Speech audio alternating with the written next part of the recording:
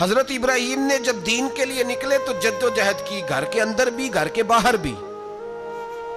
آپ کے والد کا نام طارق ہے، وہ توحید پرست تھے، ایماندار تھے، پرہیزگار تھے۔ آپ کے چچا کا نام آزر ہے، وہ بت پرست تھے، بت بیچا کرتے تھے۔ حضرت سیدنا ابراہیم علیہ السلام جب میدان عمل میں نکلے تو حضرت ابراہیم علیہ السلام نے اپنے گھر سے جہاد شروع کیا، لڑنا پڑا۔ گھر کے اصولوں سے چچا نے جو رواج بنائے ہوئے تھے اس رواج سے ٹکرائے۔ فرمایا میں اپنے گھر کے اندر یہ بت پرستی نہیں ہونے دیں گا۔ چچا کو ایک دفعہ نہیں بار بار 100 دفعہ سمجھایا۔ آپ کا چچا بت بنا کے بیچا کرتا تھا۔ حضرت ابراہیم علیہ السلام تھوڑے بڑے ہوئے تو کہنے لگا کہ چلو میرے ساتھ، تم بھی بت بیچنے ہیں، ہمارا کاروبار ہے۔ حضرت ابراہیم ساتھ نکلے تو بت پکڑا ہے، گندے پانی کے اندر اس بت کو ڈبوتے ہیں، کہتے ہیں کسی نے خریدنا ہے تو خرید لو، نہ یہ نفع دے سکتا ہے نہ نقصان دے سکتا ہے، جو اپنا آپ نہیں بچا سکتا تمہیں کیا بچائے گا، خریدنا ہے تو خرید لو۔ چچا کہنے لگا تو کاروبار چمکا رہا ہے کہ تباہ کر رہا ہے۔ گھر میں بڑے معاملات خراب ہوئے، جھگڑے ہوئے، لیکن حضرت ابراہیم علیہ السلام ایک منٹ کے لیے بھی اپنے گھر کے اندر بھی کمپرومائز کرنے کو تیار۔ یہ تھوڑا مشکل میں نے پہلو چھیڑ دیا ہے، یہ تھوڑا مشکل پہلو چھیڑ دیا ہے۔ بڑا سمجھدار آدمی ہے پر بیوی سے پردہ نہیں کرا سکتا، سیانا ہے، پنچایت کا بندہ ہے، جو اس سے آپ کہیں گے وہ بات یہ سنائے گا، لیکن کہتا نہیں جی میں نے کوشش کر لی ہے۔ کس قسم کی کوشش ہے صاحب، یہ کیسے ہو گیا؟ حضرت ابراہیم علیہ السلام نے گھر کے اندر سے فرمایا نہیں کرنے دوں گا، گھر کے اندر بھی ٹکرائے، فرمایا تم جو بھی ہو پاش پاش کیا چچا کے اصولوں کو، اور باہر جب نکلے تو صرف علاقے کے چیئرمین سے نہیں ٹکرائے، ایم پی ایم این اے وزیر مشیر سے نہیں ٹکرائے، سپر پاور نمرود دنیا کا واحد حکمران تھا، اس وقت دوسرا کوئی حکمران ہی نہیں تھا، اکیلے حکمران سے جا کر ٹکرائے، کوئی ساتھ فوج نہیں تھی، کوئی ساتھ ان کے طاقت بظاہر دنیا داری کی کوئی نہیں تھی، پر حضرت ابراہیم جا کے ٹکرائے، اور میرے رسول پاک صلی اللہ علیہ وسلم نے سند بیان کی، فرمایا افضل الجہاد کلمۃ الحق عند سلطان الجابر، فرمایا سب سے افضل جہاد یہ ہے کہ تو ظالم بادشاہ کے سامنے کھڑے ہو کے حق بات بیان کر دے، یہ سب سے بڑا جہاد ہے، یہ سب سے افضل الجہاد کلمۃ الحق عند سلطان الجابر، سب سے بڑا جہاد۔ حضرت ابراہیم کھڑے ہو گئے، سپر پاور سے ٹکرائے۔ یہاں ہم لوگ حکمتوں کا شکار ہیں، دیکھیں گے، کریں گے، سوچیں گے، اور مولوی صاحب کو ویسے کہتے ہیں آپ پرہیز کریں سیاسی باتوں سے۔ بھئی اللہ کے ہر نبی نے جا کے وقت کے ظالم حکمران کو لتاڑا ہے، للکارا ہے، یہ تو مشن انبیاء ہے۔ حضرت سیدنا ابراہیم علیہ السلام نے اس کو جا کے کہا کہ تو جھوٹ بولتا ہے، تو جھوٹا ہے، تو خدائی کا دعویٰ کرتا ہے، تو بہت بڑا ظالم ہے، اور قرآن مجید نے اس ساری بات کو بیان فرمایا۔ حضرت ابراہیم علیہ السلام سے کہنے لگا میں رب ہوں، تو آپ نے فرمایا میرا رب تو وہ ہے جو زندہ کرتا اور مارتا ہے، تو پھر آپ حق بات بیان کریں گے تو اللہ مارے گا کہ بندہ مارے گا؟ کچھ بھی نہیں ہوتا، کیونکہ زندگی موت کس کے ہاتھ میں ہے؟ اللہ کے ہاتھ میں، زندگی موت اللہ، کچھ بھی نہیں ہوتا۔ انسان صحیح سمت کا تعین کرے اور صحیح چلے۔ حضرت علی شیر خدا سے کسی نے کہا تھا کہ آپ کے بڑی دشمنی ہے، کوئی محافظ رکھ لیں، آپ فرمانے لگے موت خود بہت بڑی محافظ ہے، وقت سے پہلے آتی ہی نہیں، بڑی محافظ ہے، وقت سے پہلے۔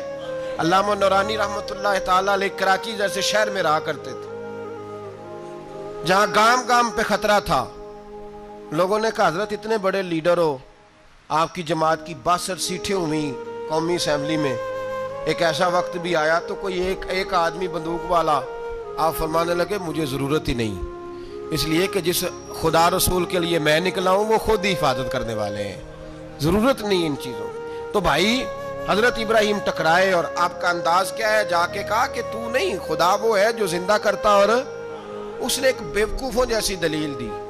ایک آدمی کو کل پھانسی دینی تھی تو اس کو بلایا، کہنے لگا تجھے کب پھانسی ہے؟ اس نے کہا کل، کہنے لگا جا تجھے ذات کیا زندگی دی، اس کو چھٹی دے دی۔ ایک عام آدمی بیچارہ بیٹھا تھا، اس کو پکڑ کے نا کہنے لگا اس کی گردن اڑا دو، کہنے لگا دیکھ لو میں بھی زندہ کرتا اور مارتا ہوں۔ وہ جو کل مرنے والا تھا میں نے زندہ کر دیا ہے، اور جس کو پتہ ہی نہیں تھا کہ میں نے مرنا ہے اسے پکڑ کے میں نے مار دیا ہے۔ یہ بیوقوفوں جیسی دلیل ہے۔ حضرت سیدنا ابراہیم علیہ السلام چاہتے تو اسی وقت دلیل توڑ دیتے کہ تو کیا بیوقوفوں جیسی بات کر رہا ہے، اگر تو زندگی دیتا ہے تو مرے ہوئے میں جان ڈال کے دے جس کو تو نے مارا ہے۔ لیکن حضرت ابراہیم نے دیکھا کہ بیوقوف ہے، بیوقوفوں سے بحث نہیں ہوتی، دلیل بدل لی جاتی ہے، ان کی عقل کے مطابق بات کی جاتی ہے۔ حضرت ابراہیم فرمانے لگے میرا رب وہ ہے جو سورج مشرق سے نکالتا ہے اور مغرب میں غروب کرتا ہے، تو اگر رب ہے تو تو مغرب سے نکال کے مشرق میں غروب کر۔ فبہت الذی کفر، کافر لاجواب ہو گیا، اس کے پاس اس چیز کا کوئی جواب نہیں تھا۔ علامہ اسماعیل حقی نے خوبصورت فقرہ لکھا ہے، خوبصورت جان ڈال دی ایک جملہ کہہ کے۔ حضرت سیدنا علامہ اسماعیل حقی رحمت اللہ علیہ فرمانے لگے چونکہ نمرود بیوقوفوں جیسی باتیں کر رہا تھا، اگر وہ یہ کہہ دیتا نا کہ میں سورج کو نکالتا ہوں مشرق سے، میں غروب کرتا ہوں معاذ اللہ مغرب میں میں نکالتا ہوں، تو آپ اپنے رب سے کہیے کہ وہ مغرب سے نکال کے مشرق میں غروب کرے۔ علامہ اسماعیل حقی فرماتے ہیں رب کریم کی آواز قدرت تھی، مالک حضرت ابراہیم علیہ السلام کے اس اگر وہ کہہ دیتا اور حضرت ابراہیم دعا کر دیتے تو رب کریم نے فرشتوں کو تیار بٹھایا ہوا تھا، فرمایا اگر یہ کہہ دے میرے خلیل سے کہ سورج مغرب سے نکال کے مشرق میں غروب کرنا ہے تو تیار رہنا، جس طرح خلیل کہیں گے ویسے ہی کر دیں گے۔ واتخذ اللہ ابراہیم خلیلا، ابراہیم ہمارا دوست جو ہوا، جیسے کہے گا ویسے کر دیں گے۔ حضرت سیدنا ابراہیم علیہ السلام کی باتوں کا جب جواب نہ دے سکا، دلیل نہیں بندہ دیتا، پھر لڑائی کرتا ہے، پھر جھوٹے موٹے اعتراض کرتا ہے۔ دلیل ختم ہوتی ہے تو لوگ ذاتیات پہ اترتے ہیں، کہتے ہیں یہ کھانستا صحیح نہیں، دیکھتا صحیح نہیں، دلیل ختم، اب ذاتیات پہ اترے، کہنے لگے مجھے پتہ چلا ہے کہ یہ فلانی جگہ گیا تھا تو وہاں جا کے اس نے اس طرح کیا ہے۔ پھر لوگ ذاتیات پہ اترتے ہیں، جب دلیل کا جواب دلیل سے نہیں دے پاتے پھر ذاتیات پر اتر کر حملے کرتے ہیں۔ حضرت ابراہیم کے دلائل کا جواب نمرود نہ دے سکا تو کہنے لگا کہ اس کو آگ میں ڈال دو۔ قوم گئی ہوئی تھی ساری، آپ نے بات سنی ہوئی ہے، میں نے صرف اشارہ دینا ہے، میلے پہ تو حضرت سیدنا ابراہیم علیہ السلام نے سارے بت توڑ دیے، کلاڑا بڑے بت کی گردن پہ رکھا، واپس آئے کہنے لگے بت کس نے توڑے ہیں؟ تو فرمایا اس سے پوچھ لو جس کی گردن پہ کلاڑا ہے۔ کہنے لگے یہ تو بول ہی نہیں سکتا، تو فرمانے لگے بڑے بیوقوف ہو جو بولتا ہی نہیں، سنتا ہی نہیں، اپنا آپ نہیں بچا سکتا، اس کی پوجا کرتے ہو؟ کہنے لگے پکڑو دلیلیں ختم ہو گئی، اس کو آگ میں ڈالو۔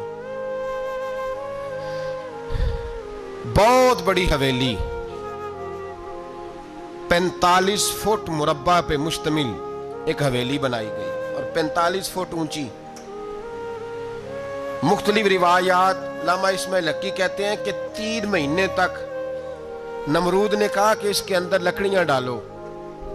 لوگ پوچھنے لگے کتنی دنیا جلانی ہے؟ کہنے لگا بندہ تو ایک جلانا ہے پر بندہ بڑا تگڑا ہے، ایک بندہ۔ 3 مہینے لکڑیاں ڈالی گئیں، اور لوگوں کی جو تہمات ہوتی ہیں نا وہ بڑی عجیب ہوتی ہیں۔ تہمات میں نے بڑی تفصیل سے رمضان المبارک میں گفتگو کی تھی، بدشگونی تہمات لوگ لیتے ہیں، اس وقت بھی لوگ تہمات کا شکار ہو گئے، عقیدہ بگڑ جاتا ہے تو وہ عجیب و غریب باتیں کرنے لگتا ہے، تہمات کا شکار ہو گئے۔ بیبیاں نظر مانتی، میں بیمار ہوں اگر صحیح ہو گئی تو اتنے من لکڑی دوں گی حضرت ابراہیم کی آگ جلانے کے لیے۔ ایک عورت لے کے جا رہی ہے لکڑیاں، تو ایک نیک دل آدمی نے اس سے پوچھا کہاں جا رہی ہو؟ کہنے لگی میں نے منت مانی تھی تو حضرت ابراہیم علیہ السلام کو معاذ اللہ جلانے کے لیے لکڑیاں لے کے جا رہی ہوں۔ تو وہ رب کریم کے بندے کہنے لگے تو ڈھونڈتی رہے گی، تجھے وہ جگہ ملے گی نہیں۔ وہ بی بی کئی مہینے گھومتی رہی، جگہ ہی نہیں ملی جہاں لکڑیاں ڈالنی، ماری گئی۔ تہمات کا شکار ہوئے بہت سارے لوگ، تہمات کا۔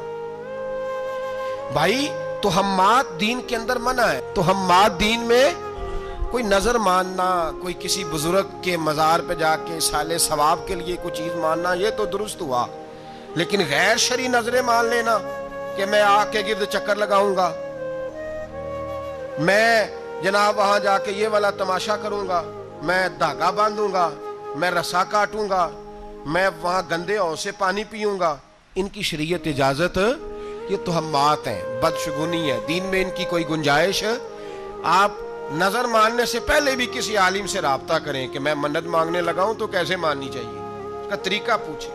ऐसे ही गलत चीज की मन्नत थोड़ी मान ली जाएगी। बहरहाल आमदाम बरसरे मतलब हजरत इब्राहिम के लिए आग जलाई गई, 45 फुट ऊंची आग है, परिंदा भी ऊपर से गुजरता है तो नीचे गिर जाता है जल के। इतने दिन लगा के आग जलाई गई। अब हजरत इब्राहिम को जलाया जाने लगा है। यहाँ तो मौजे है ना, जो किसी इदारे का सरबराह है उसके लिए मौज है, किसी जगह ऑफिसर बन गया तो मौज है, पीर साहब के लिए मौज है, अल्लामा साहब के लिए मौज है, खतीब साहब के लिए मौज है। जलना किसको पड़ता है?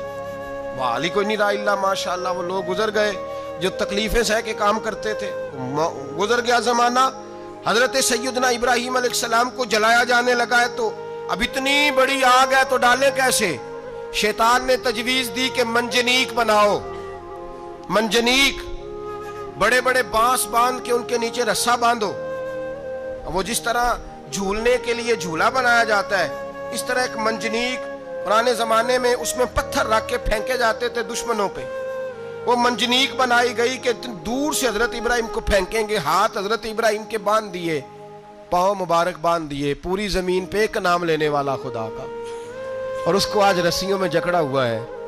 जब फेंका जाने लगा ना आग में, हूरे रोने लगी, फरिश्ते तड़पने लगे, ए अल्लाह ये क्या होने लगा है? एक तेरा खलील और वो भी आग में।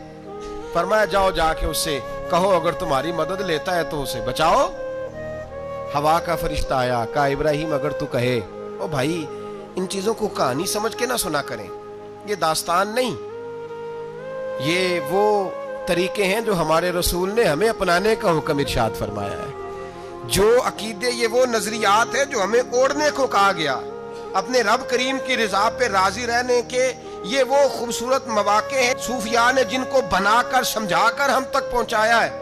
ये है अहले तरीकत की बातें। वो कहते हैं यार जिस हाल में रखे राजी रहना है।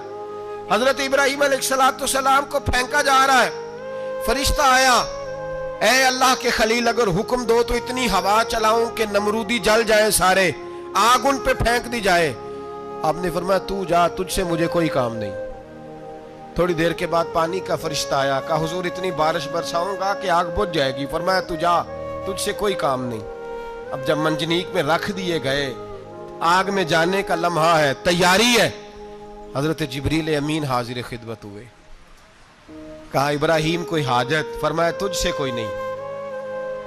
कहा चलो मुझसे नहीं तो रब करीम से ही बात कर लो, मुझे पता है मैं छोटा हूं, आप मुझसे मदद क्यों लोगे, रब करीम से ही बात कर ले। तो हजरत इब्राहिम कहने लगे जिब्रील ये बता, रब को नहीं पता उसका खलील किस हाल में है? उसे नहीं पता मैं किस हाल में हूं, मेरे हाथ बंधे हैं, पैर बंधे हैं आग में, उसे नहीं पता।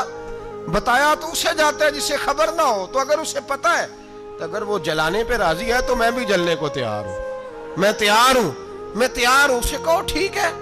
हजरत सैयदना इब्राहिम अलैहिस्सलाम को मंजनीक में डाल के जो फेंका आग में, या नारुकूनी बरदम व सलामन अला इब्राहिम, अल्लाह ने फरमाया ए आग मेरे इब्राहिम पे ठंडी भी हो जा और सलामती वाली भी हो जा। हजरत इब्राहिम को दो फरिश्तों ने बिठा दिया जमीन पे, फूल खिले हैं, कौंपले महक रही हैं, कलियां खुशबू दे रही हैं। हजरत इब्राहिम ने सर सजदे में रख दिया, सुबहान अल्लाह वल्हम्दुलिल्लाह वला इलाहा इल्लल्लाह वल्लाहु अकबर। हजरत इब्राहिम अल्लाह की तस्बीह पढ़ने लगे, रब करीम का शुक्र बजा लाने लगे। निकले वहां से, कुछ दिन गुजर गए, निकले, हुक्म हो गया इब्राहिम इलाका छोड़ दो। हजरत इब्राहिम अलैहिस्सलाम वहां से निकल के मिस्र आए, चचा के पास ठहरे। उन्होंने अपनी बेटी जनाबे सारा का निकाह कर दिया। कुछ आगे बढ़े तो एक जालिम बादशाह से टकराए। उसने एक शहजादी, एक बादशाह की बेटी कैद की हुई थी, जनाबे हाजरा नाम था, उनको कैद से छुड़ा के साथ लाए। हजरत लूत अलैहिस्सलाम भी साथ। ये 4 लोगों का काफिला चला, फलस्तीन में जाके पड़ाव डाला, घर बार छोड़ा, तबलीग शुरू हुई। हजरत इब्राहिम के घर में 2 खवातीन हैं, एक आपकी बीवी हैं, एक हजरत हाजरा है। औलाद कोई नहीं, बड़ा मेवा है मीठा। घर वही आबाद होता है जिसमें बच्चे रोते हैं, घर होता ही वो है जिसमें बच्चों की चंचनाहट होती है, भिन भनाहट होती है।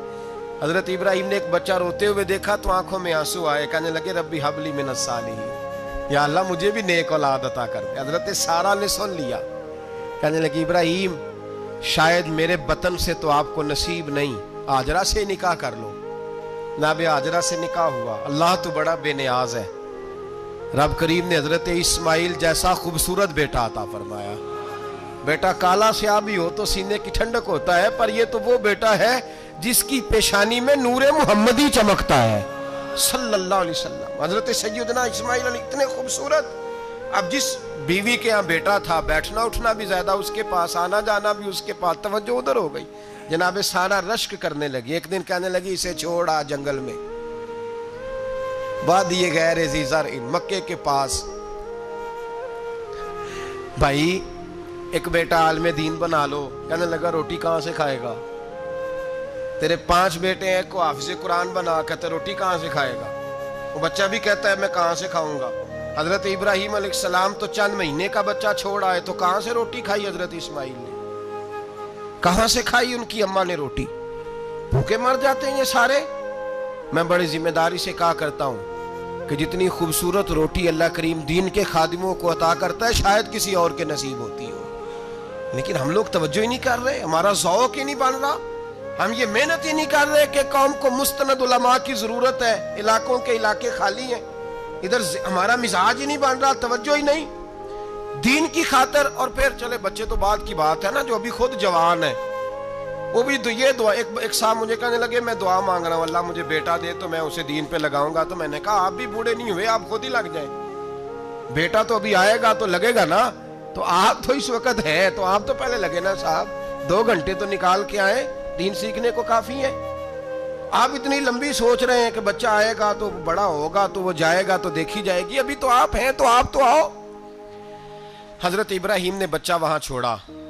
यहां से जो उम्रा करने लोग जाते हैं ना, जो हज करने जाते हैं, उनको पता है कि वहां दुनिया की हर नेमत मिलती है, फिर भी डबल ट्रिपल पैसे लोग जेबों में डाल के जाते हैं। हजरत इब्राहीम जब वहां लेके गए तो कोई इंसान नहीं था, पानी का कतरा नहीं था, 2 किलो खजूरें, एक मशकीज़ा। बीवी को थमाया। हमारे घर में हजारों चीजें पड़ी हैं, लेकिन वो जो तवक्कुल है ना, वो खत्म हो गया है। अल्लाह देगा, हलाल हलाल पे कनात करे, जायज जायज पे भरोसा करे, रब करीम अता करने वाला है, वो मिजाज खत्म हो गया।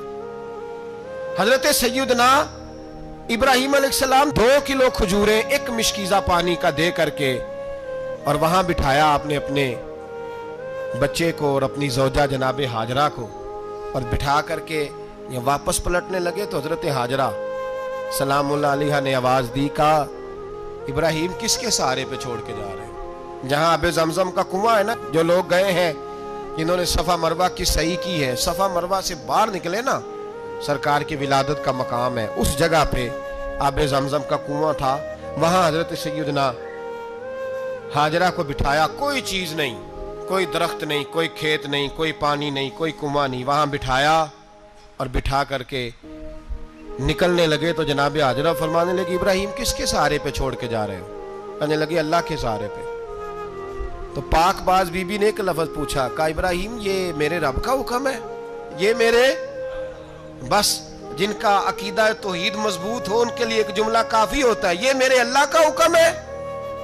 तो जनाब इब्राहीम अलैहिस्सलाम फरमाने लगे हाजरा हाँ रब का हुक्म है।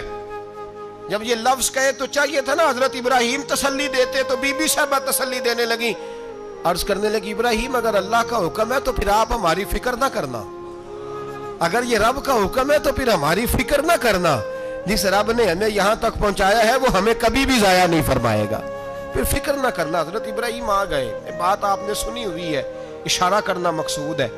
13 साल में चले मान भी लिया जाए बाज रिवायात की रोशनी में कि आते जाते भी रहे, लेकिन मुकम्मल देखभाल अपने बच्चे की परवरिश में पूरा हजरत इब्राहीम अलैहिस्सलाम का किरदार, सारा किरदार माँ का था। मैं जब खवातीन के बारे में कोई बात करता हूँ तो मैं आपको अक्सर कहता हूँ कि ये सिर्फ बीवी के लिए हुक्म नहीं होता, ये ट्रेनिंग बेटी को देनी है और बहन को देनी है, ये तरबियत करे अपने घर में। मैं तजर्बे की रोशनी में ये बात अर्ज किया करता हूं कि भाई बच्चे बाप के फर्मा बरदार उस वक्त होते हैं जब अम्मा उन्हें बाप का फर्मा बरदार करती है, और बच्चे बाप के नाफरमान भी तब होते हैं जब अम्मा उन्हें बाप का। मैंने अपने कानों से सुना एक दफा ایک بچہ اپنے باپ سے کہہ رہا ہے آپ نے تو ساری زندگی باہر گزار دی، پیسے کمانا کون سا مشکل کام ہے، دکھ سکھ تو سارے اماں نے برداشت کیے، سکولوں میں وہ جاتی تھی، فلانا کام وہ کرتی تھی، فلانا کام۔ اب یہ سوچ اس کی ذاتی تو نہیں، یہ اس کو دی گئی ہے۔ اور اگر اس کو یہ سوچ دے دی جائے کہ اماں کہے کہ میں تو اپنوں میں رہی ساری زندگی، میں نے تو اپنوں میں وقت گزارا، اور تیرا باپ تو کئی دفعہ جنازے بھی نہیں پڑھ سکا، اس نے تو ماں باپ ایسے دفن کر دیے، وہ اگر یہ سوچ فراہم کرے تو پھر بچہ باپ کا فرما بردار ہوتا ہے۔ اور یہ والی روایتیں ہم بیوی کو سناتے ہیں، حالانکہ کس کو سنانی چاہیے؟ بولیے، بہن اور بیٹی کو، بہن اور بیٹی کو سنائیں یہ باتیں، ان کو سمجھائیں، تاکہ آگے جا کے وہ جو گھر ترتیب دیں وہ گھر بڑا عمدہ اور نکھرا ہوا ہو۔ حضرت سیدنا ابراہیم 13 سال کے بعد آئے، چونکہ گھر میں اللہ تبارک و تعالیٰ کی دوستی کا چرچا تھا، اللہ تبارک و تعالیٰ کی محبوبیت کا غلبہ تھا۔ 13 سال کے بعد فلما بالغ معہ سعیا، بیٹا جب اتنا بڑا ہوا کہ سال چلنے لگا، تو حضرت ابراہیم نے اپنے بیٹے کو بلا کے کہا بیٹا مجھے خواب آئی ہے، میں تجھے ذبح کر رہا ہوں، تیری کیا رضا ہے؟ تو حضرت اسماعیل کہنے لگے یا ابت افعل ما تؤمر، ابا جی اللہ جیسے حکم دیتا ہے میرے ساتھ ویسے ہی کریں، جیسے اللہ حکم دیتا ہے ویسے ہی، بولیے، ویسے ہی کریں۔ حضرت حاجرہ کو کہا کہ ایک دوست نے دعوت کی ہے تو وہاں جا رہے ہیں، بی بی مطمئن ہے، تفصیلات کی ضرورت نہیں، ختم بات، اعتبار ہے، مطمئن ہو گئی۔ شیطان پیچھے سے آیا اماں کے پاس، ذرا تھوڑی دیر کے لیے تصور جمائیے، یہاں تو پڑوسن آ کے کوئی بات بتا دیتی ہے خاوند کے بارے میں تو کئی مہینے جھگڑا جاری رہتا ہے، پڑوسن محلے دار۔ شیطان نے آ کے بتایا لفظ کیا ہے؟ کہا حضرہ تمہیں پتہ ہے کہاں جا رہے؟ کہا دوست کی دعوت میں۔ تو کہنے لگے دوست کون ہے؟ رب کریم، اور ابراہیم کا خیال ہے کہ اس رب نے مجھے حکم دیا ہے کہ میں ذبح کروں۔ تو حضرت حاجرہ کہنے لگی کبھی باپ بھی بیٹے ذبح کرتے ہیں؟ شیطان کہنے لگا ان کا خیال ہے کہ ان کے رب نے حکم دیا ہے۔ تو جناب حاجرہ فرمانے لگی اگر رب نے حکم دیا تو پھر تو مجھے شیطان لگتا ہے، تو مجھے شیطان لگتا ہے۔ کہا کیا مطلب؟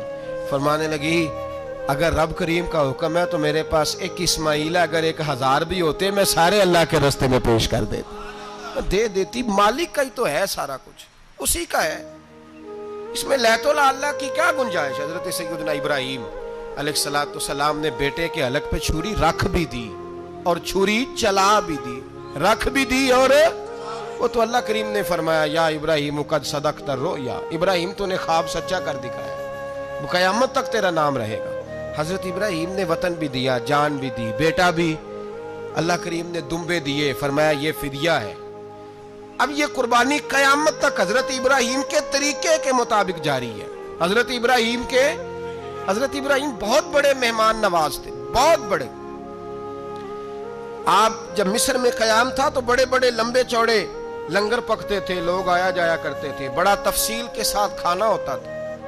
مہمان نوازی آپ کی خاص صفت مبارکہ ہے، ہمارے ہاں بھی مہمان نوازی ہوتی ہے امیروں کی، بلکہ اب تو مہمان نوازی اس طرح کی ہے کہ کل تیری میرے پاس دعوت ہے اور پرسوں میری تیرے پاس ہے، وہی امیروں میں وہ چکر رہتا ہے، پارٹیاں دوست ایک دوسرے کو ڈالتے ہیں، تیری طرف پارٹی تیری طرف، اور اسی انداز میں اب یہ عید آئے گی نا ٹکا پارٹیاں ہوں گی جگہ جگہ، اور لوگ سوال پوچھنے لگے ابھی سے، کہتے ہیں قربانی کا کتنا گوشت گھر رکھنا جائز ہے؟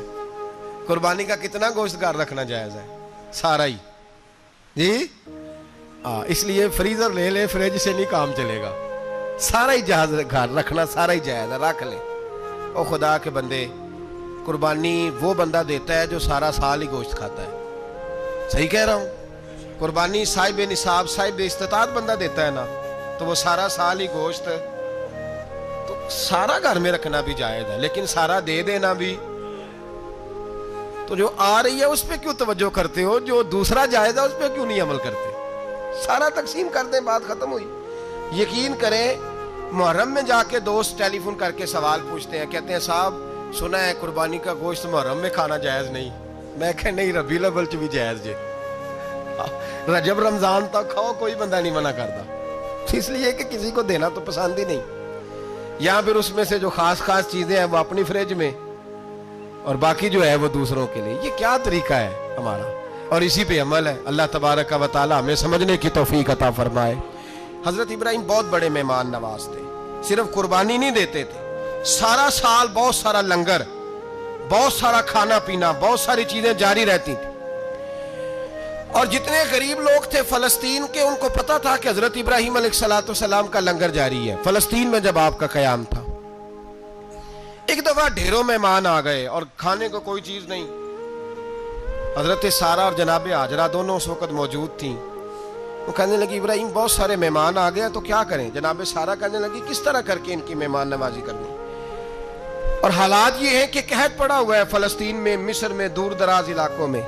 تو حضرت ابراہیم کہنے لگے یہ اللہ کے مہمان ہیں اور ہمیں رب کریم کا بندہ سمجھ کے آ گئے, اللہ ہی بندوبست کرے گا. فرمانے لگے میرا مصر میں ایک دوست ہے, وہ قحط کے دنوں میں غلہ جمع کر لیتا ہے, میں اس کی طرف پیغام بھیجتا ہوں, مجھے امید ہے وہاں سے غلہ ملے گا. 2 3 5 اونٹ والے غلام بلائے اور ان کو کہا کہ جاؤ غلہ لے آؤ مصر کے دوست سے. وہ لوگ کہتے ہیں ہم غلہ لینے گئے, وہاں جب پہنچے تو حضرت ابراہیم خلیل اللہ علیہ السلام کا پیغام دیا تو آپ کا وہ دوست کہنے لگا غلہ تو بے شمار تھا, مجھے خبر نہیں تھی کہ حضرت ابراہیم کا پیغام آئے گا, تو میں تو سارا تقسیم کر چکا ہوں. لوگ لے گئے, اب تو کوئی شے نہیں. اب وہ خالی آ گئے 5 کے 5 اونٹ. جب خالی آئے تو حضرت ابراہیم کی حویلی کی دیواریں چھوٹی چھوٹی تھیں. ان غلاموں میں سے, خادموں میں سے, آپ کے ان چاہنے والوں میں سے ایک کہنے لگا یار وہ غریب تو انتظار کر رہے ہوں گے کہ غلہ لینے گئے ہیں, ہمیں روٹی ملے گی. چھوٹی چھوٹی دیواریں ہیں, وہ جب دیکھیں گے نا خالی آ گئے تو انہیں تکلیف ہوگی. اس طرح کرو بوریوں میں ریت بھر لیتے ہیں, ریت بھر کے لے جاتے ہیں, بعد میں اندر رکھ کے انہیں سمجھا بہلا لیں گے یا حضرت ابراہیم کو بتائیں گے, وہ خود ہی ان لوگوں کی دل جوئی فرمائیں گے. اب غلہ کی جگہ ریت بھر کے اونٹوں پہ رکھ کے لائی گئی. لا کے بوریاں جب رکھ دی گئیں, حضرت ابراہیم علیہ السلام دوپہر کے وقت آرام فرما رہے تھے. بی بی سارہ اٹھی, کہتی ہیں جب میں نے دیکھا نا کہ بوریاں پہنچ گئی ہیں تو گئی, غلام کو ساتھ لیا اور اس کو جب کھولا نا تو کہتی اتنی حسین گندم میں نے پہلے کبھی دیکھی نہیں تھی, اتنا پیارا دانہ میں نے کبھی ملاحظہ ہی نہیں کیا تھا. فرماتی ہیں جب اس کو پیس کر چکی میں روٹیاں پکائیں تو خوشبو دور دور تک پھیل گئی, اعلیٰ غذا بنی. بڑے بڑے کھانے بیبیوں نے مل کے پکائے, چن دیے گئے. حضرت ابراہیم اٹھے تو لوگ کھانا کھا رہے ہیں, سجدہ شکر ادا کیا, اور جب سجدے میں گئے تو وحی آنے لگی, پھر رونے لگے. جب پلٹ کر باہر تشریف لائے تو جناب سارہ کہنے لگی ابراہیم تمہارا مصری یار بڑا اچھا ہے, اس نے اتنی اعلیٰ گندم بھیجی ہے کہ اتنی تو میں نے پیاری گندم کبھی دیکھی نہیں. جناب ابراہیم مسکرائے, فرمانے لگی سارہ یہ مصری یار نے نہیں بھیجی, یہ میرے عرشی یار نے بھیجی ہے, یہ میرے عرشی یار نے بھیجی ہے. بھائی مہمان نوازی مزاج تھا, ہاتھ لٹا دینا مزاج تھا, دوسروں کی اشک شوئی مزاج تھا. حضرت ابراہیم علیہ السلام کا طریقہ ہے قربانی, حضور نے ان کا طریقہ بیان کیا. اگر سال کے بعد قربانی دینا ان کا طریقہ ہے تو سارا سال غریبوں کو روٹی دینا بھی حضرت ابراہیم کا طریقہ ہے. سارا سال غریب کی نوکری کرنا یہ بھی حضرت ابراہیم کا طریقہ ہے. بھوکے کو کھانا کھلانا یہ بھی میرے مصطفیٰ کریم سید عالم صلی اللہ علیہ وسلم سے صحابہ نے پوچھا حضور بہترین مسلمان کون ہے, بہترین مسلمان؟ تو حضور نے فرمایا جو سلام لینے میں پہل کرے اور غریب کو روٹی کھلانے میں سب سے اچھا ہو, وہ بہترین مسلمان ہے, زبردست مسلمان. ہمارے ہاں دعوتیں ہوتی ہیں تو امیروں کی, افطاریاں ہیں تو امیروں کی, اور میرے مصطفیٰ کریم علیہ السلام نے فرمایا بدترین دعوت ہے جس میں امیر بلائے جائے غریب نہ بلائے جائے, وہ بدترین دعوت. حضرت ابراہیم کا طریقہ رہا ساری زندگی مہمان نوازی. اور دوسرا ان کا مزاج تھا, اللہ سے پیار ہو گیا تھا نا. جب رب کریم سے محبت ہوتی ہے نا اور محبت کا احساس ہوتا ہے دل میں, پھر سجدے لمبے ہوتے ہیں. عام آدمی تو نماز بھی نہیں پڑھ سکتا, اسے خدا سے محبت ہوتی ہے وہ تہجد بھی نہیں چھوڑ سکتا.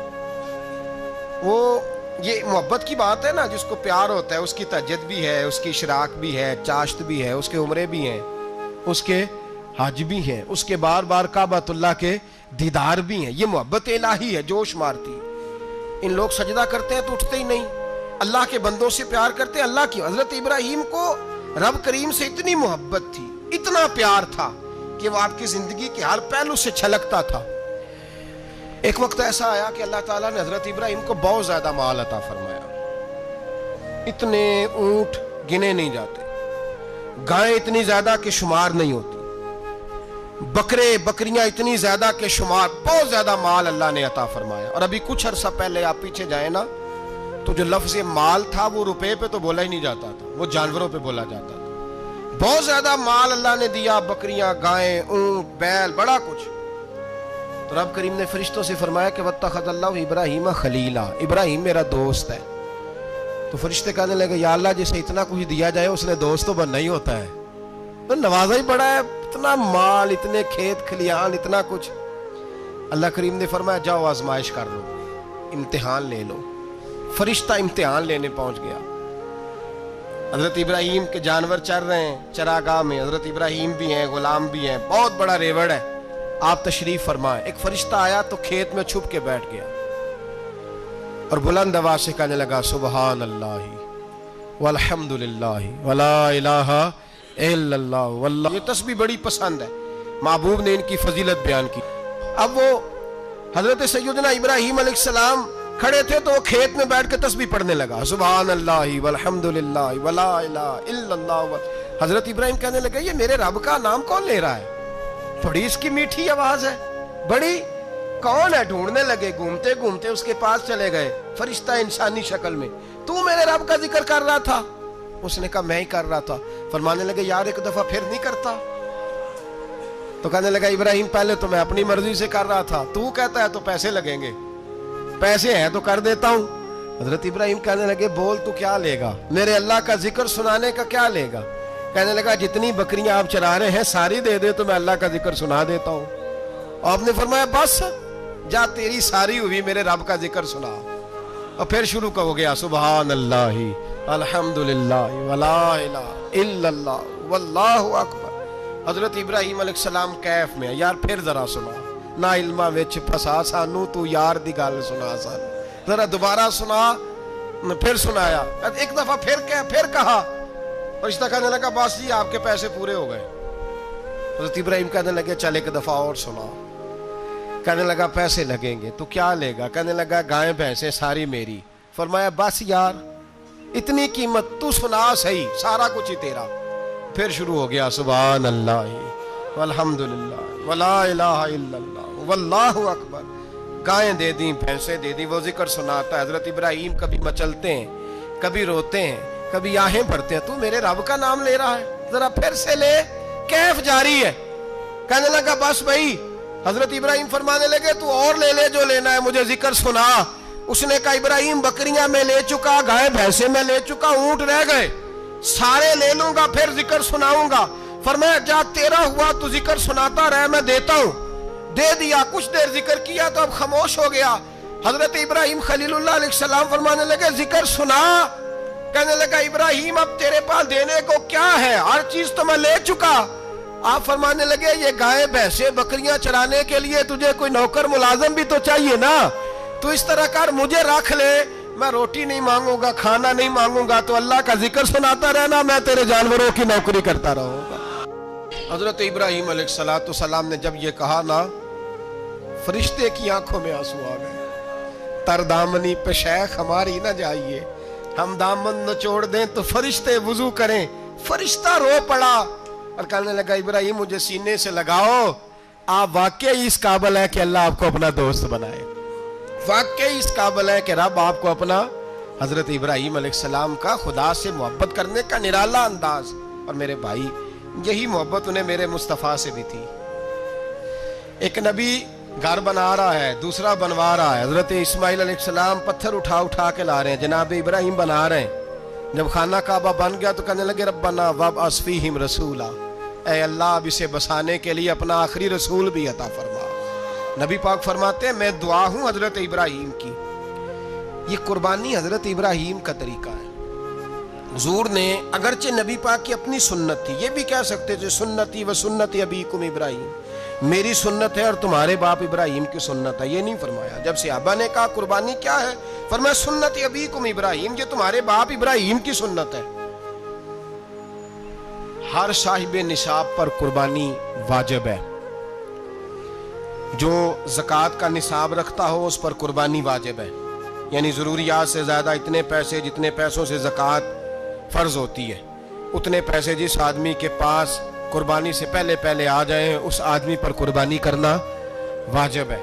بکرا، چھترا، دمبا 1 سال کا یا دمبا 6 مہینے کا ہو پر اتنا بڑا محسوس ہوتا ہو کہ لگے کہ 1 سال کا ہے، اس کی قربانی ہو سکتی ہے۔ جانور میں کوئی عیب نہیں ہونا چاہیے، اتنا کمزور نہ ہو کہ ذبح جہاں اسے کرنا ہے وہاں وہ چل کے جا نہ سکے، اتنا کمزور جانور نہ ہو، اس کے اندر بظاہر کوئی اتنا بڑا نقص نہ پایا جاتا ہو، کانا نہ ہو، لنگڑا نہ ہو، کوئی اس کی ہاتھ نہ کٹے ہوئے ہوں، ایسا نقص جو واضح ہو۔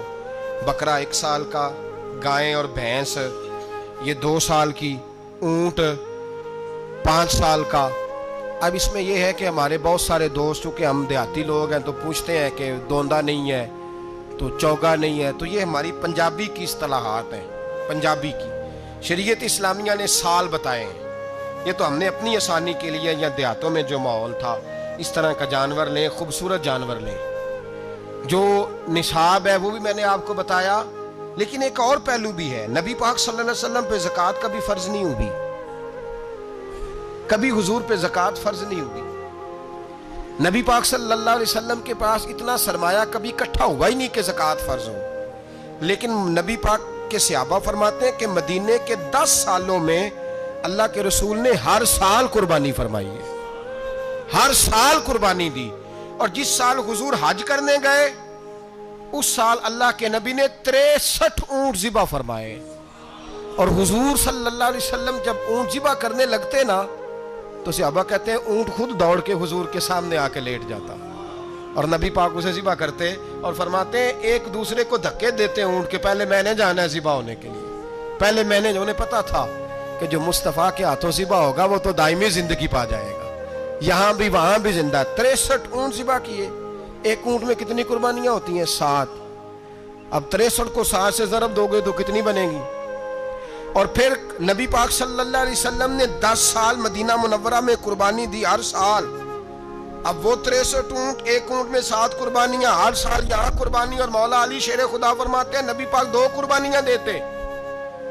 میں نے کہا حضور 2 جانور ذبح کر رہے ہیں آپ، تو حضور نے فرمایا ایک میری طرف سے، ایک میری امت کی طرف سے، غریبوں کی طرف سے، اور حضرت علی کو حضور نے وصیت فرمائی تو 2 دیا کرے گا۔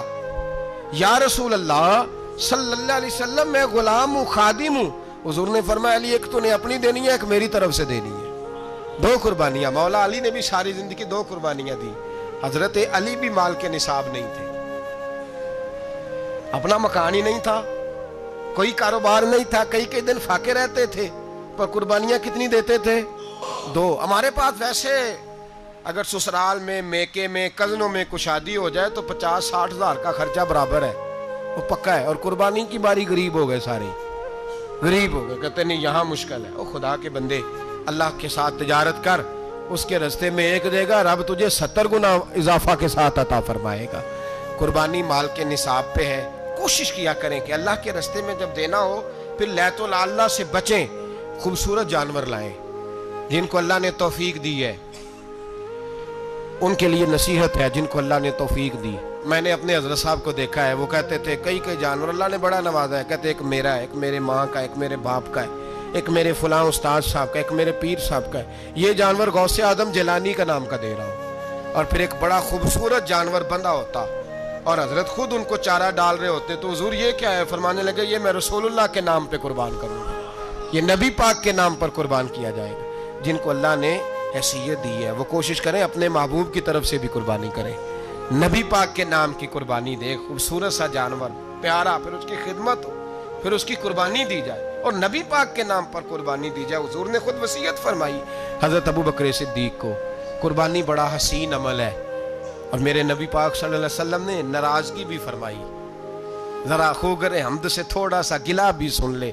میرے حبیب نے فرمایا جو طاقت کے باوجود قربانی نہ کرے وہ ہماری عیدگاہ میں عید کی نماز پڑھنے نہ آئے، وہ نہ آئے۔ اور یا رسول اللہ جو کرے گا، فرمایا قربانی کے جانور کا خون کا قطرہ بعد میں زمین پہ گرے گا، اللہ اس کے سارے گناہ پہلے معاف فرما دے گا، اللہ اس کے سارے گناہوں کو بخشے گا۔ قربانی کریں، خوبصورت انداز میں کریں، اللہ کی رضا کے لیے۔ بزرگوں نے لکھا ہے 3 हिस्से करो गोश्त के, एक घर में रखो, एक रिश्तेदारों में बांटो, पड़ोसियों में बांटो, और तीसरा फकत गरीबों को दो। लेकिन मैं अक्सर ये सोचता हूँ कि हमारे यहाँ कुर्बानी करता ही वो है जिनके घर में हर जुमेरात को छोटा गोश्त पकता है, और जिनके घर में हफ्ते में 3 दफ़ा मुर्गी का गोश्त पकता है, वही तो कुर्बानी देने के काबिल होते हैं। तो वो भी अगर कुर्बानी के बकरे में से भी तीसरा रखना चाहें तो इजाज़त तो है, मैंने कहा सारा रखने की भी इजाज़त है। लेकिन अगर आप मेहरबानी करें, कोशिश करें कि यार हम तो सारा साल ही खाते हैं, और हमारे यहाँ जो गोश्त तकसीम होता है ना, वो भी बारी लगी हुई है। उधर से प्लेट आई थी गोश्त की तो इधर से भर के चली गई। भाई उसने की है, उसको बार बार गोश्त देने का क्या मतलब है? आप ये देखें अजीजों में, रिश्तेदारों में, और मैं अगर थोड़ा सा आपकी तवज्जो कराने में कामयाब हो जाऊं तो सफेद पोश लोगों को देखें। कुछ सफेद पोश हैं, सफेद पोश जिनके ऊपर कर्जे हैं, बीमारियों ने जकड़ लिया है, घर में बड़े बड़े सख्त मरीज आ गए हैं। सफेद पोश पहले दिया करते थे, आप उनसे पूछते हैं साहब कुर्बानी, तो बात को टालते हैं। वो कहते हैं सोच रहा हूं कोई हिस्सा उस्सा डाल जाए, पर्दा पोशी करते हैं, कहते हैं कहीं हिस्सा रखा हुआ है, पर्दा पोश। अक्सर वो लोग कुर्बानी नहीं दे पाते, अक्सर दिया करते थे अब नहीं दे पा रहे। क्यों? इसलिए कि मुश्किलात ऐसी आ गई। उन लोगों का ख्याल करें, उनके घरों तक गोश्त पहुंचा के आए, उन पर तवज्जो करें। वो सफेद पोश आदमी कभी जिक्र नहीं करेगा। कुछ तो ऐसे हैं जो खुद पहुंच जाते हैं कि हमें गोश्त दिया जाए, लेकिन कुछ सफेद पोश हैं, ला यसअलून अन्नास इल्हाफा। अल्लाह फरमाते कुछ लोग लिपट लिपट के सवाल नहीं करते, सफेद पोशी का भरम रखते हैं, का मिजाज नहीं। उनकी तरफ देखें, अपने रिश्तेदारों को देखें, खास कर उन रिश्तेदारों को देखें जिनका आपको पता है कि गरीब हैं, मजबूर हैं, उनके घरों में गोश्त भेजें। गरीब बेटियों, गरीब बहनों का ख्याल करें, उस तरफ मुतवज्जे हों, उनके साथ उसने सलूक करें, उस तरफ आप लोग ख्याल करें। अल्लाह हमें समझने की तौफीक अता फरमाए।